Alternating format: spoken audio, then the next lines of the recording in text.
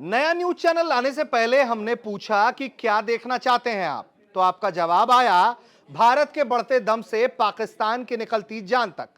तो देखिए तक 360 गली से ग्लोब तक।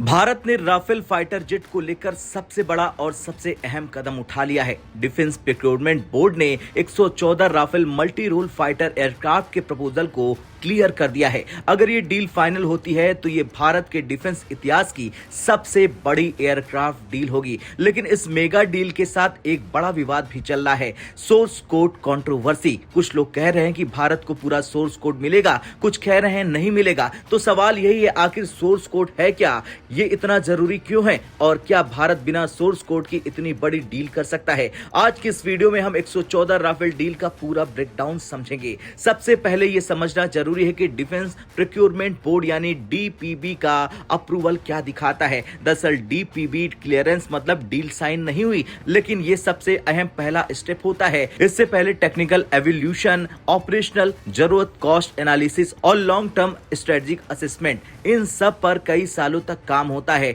डीपीबी की मंजूरी का मतलब है अगर आगे कोई बड़ी रुकावट नहीं आई तो 114 राफेल जेट्स भारत खरीदेगा। अब यहाँ सबसे बड़ा सवाल उठता है कि भारत को 114 फाइटर जेट्स की जरूरत क्यों है? दरअसल इंडियन एयरफोर्स की जरूरत है 42 स्क्वाड्रन, मौजूदा ताकत है 30 से 31 स्क्वाड्रन की। एक स्क्वाड्रन में 16 से 18 फाइटर जेट होते हैं। अब समस्या यह है कि मिग 21, मिग 27 और जगुआर ये सभी अगले कुछ सालों में रिटायर हो रहे हैं। ऐसे में अगर नई खरीद नहीं हुई तो भारत की एयरफोर्स 28 से 29 स्क्वाड्रन पर गिर सकती है। ये स्थिति भारत के लिए रेड अलर्ट है, खासकर तब जब पाकिस्तान और चीन दोनों फ्रंट एक्टिव हैं। अब भारत के पास विकल्प थे F-15, F-16, ग्रिफिन, Su-57 आदि, लेकिन राफेल इसलिए चुना गया क्योंकि ये कॉम्बैट ड्रोन एयरक्राफ्ट है। भारत ने पहले भी 36 राफेल खरीदे हैं। इंडियन एयरफोर्स द्वारा पूरी तरह से टेस्टेड और ऑपरेशनल है। राफेल मल्टी रोल कैपेबिलिटी से लैस है। ये डीप स्ट्राइक, न्यूक्लियर डिलीवरी और मैरीटाइम स्ट्राइक में सबसे आगे है, यानी वन एयरक्राफ्ट मल्टीपल रोल्स।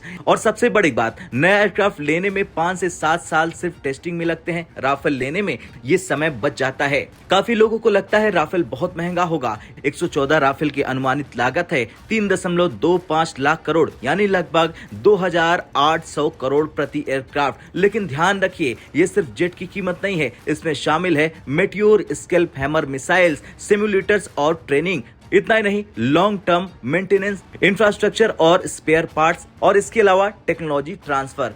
ये लाइफ साइकिल कॉस्ट है, एक बार की गई खरीद नहीं है। भारत फ्रांस संबंध खास है। इतिहास देखिए, न्यूक्लियर टेस्ट के समय भी फ्रांस ने प्रतिबंध नहीं लगाए, स्ट्रेटेजिक ऑटोनॉमी का सम्मान किया, रिलायबल डिफेंस पार्टनर बना। फ्रांस कभी भी भारत के खिलाफ नहीं खड़ा हुआ, इसलिए राफेल डील स्ट्रेटेजिक ट्रस्ट पर आधारित है। साल 2016 की डील 36 राफेल पूरी तरह से फ्रांस में बने। साल 2025-26 की डील 114 में से लगभग 100 राफेल भारत में बनेंगे, जिसकी संभावना जताई जा रही है, जो रिपोर्ट्स में बताया जा रहा है। अब संभावना डेसॉल्ट प्लस टाटा पार्टनरशिप की है और इंडिजीनस कंटेंट में भारी इजाफा भी होगा। ये डील सिर्फ खरीद नहीं है, बल्कि कैपेबिलिटी बिल्डिंग है। इंडिया के पास कितने राफेल हो जाएंगे ये भी समझ लीजिए। इंडियन एयरफोर्स के पास 36 राफेल पहले से हैं, इंडियन नेवी के पास 26 पहले से हैं जो अप्रूव्ड हैं, और नया प्रपोजल है 114, यानी टोटल 176 राफेल जेट्स भारत में बनेगा, वर्ल्ड का लार्जेस्ट राफेल ऑपरेटर। अब आते हैं सबसे बड़े विवाद पर, सोर्स कोड क्या होता है? आज का फाइटर जेट फ्लाइंग कंप्यूटर्स से लैस होता है। सोर्स कोड कंट्रोल करता है radar, modes, electronic warfare, sensor fusion, weapon integration और मिशन कंप्यूटर। जिसके पास सोर्स कोड है वही असली कंट्रोल करता है। अब सवाल है, क्या कोई देश पूरा सोर्स कोड देता है? साफ जवाब है नहीं। एग्जांपल देखिए, उदाहरण देखिए, यूएसए F-35 का सोर्स कोड किसी को नहीं देता है। फ्रांस राफेल का फुल सोर्स कोड किसी को नहीं देता है। रशिया Su-30 MKI में पार्टिशियल एक्सेस देता है। स्वीडन ग्रिफिन में लिमिटेड एक्सेस देता है। ये ग्लोबल स्टैंडर्ड प्रैक्टिस है। अब भारत क्या मांग रहा है? है? भारत कह रहा है हमें पूरा सोर्स कोड नहीं चाहिए, लेकिन ग्रेटर ऑपरेशनल कंट्रोल चाहिए, यानी पीस टाइम में कंट्रोल फ्रांस का, वॉर टाइम में इंडिया ऑटोनोमस। अब डसाल्ट का कहना है कि full source code IP risk होगा, नेटो और फ्रांस सीक्रेट्स इन्वॉल्व हो जाएंगे और रिवर्स इंजीनियरिंग का खतरा है। लेकिन इंडिया स्पेसिफिक सॉफ्टवेयर लेयर्स है, कस्टम इंटरफेसेस और वेपन इंटीग्रेशन सपोर्ट से लेस है और इस पर बातचीत चल रही है। खैर 114 राफेल डील सिर्फ हथियार खरीद नहीं है, ये एयर पावर गैप भरने, strategic autonomy, make in India और लॉन्ग टर्म डिफरेंस का मामला है। सोर्स कोड विवाद भावनात्मक नहीं, प्रैक्टिकल तरीके से देखा जा रहा है और आने वाले हफ्तों में ये डील भारत की एयर पावर को एक नए स्तर पर ले जा सकती है।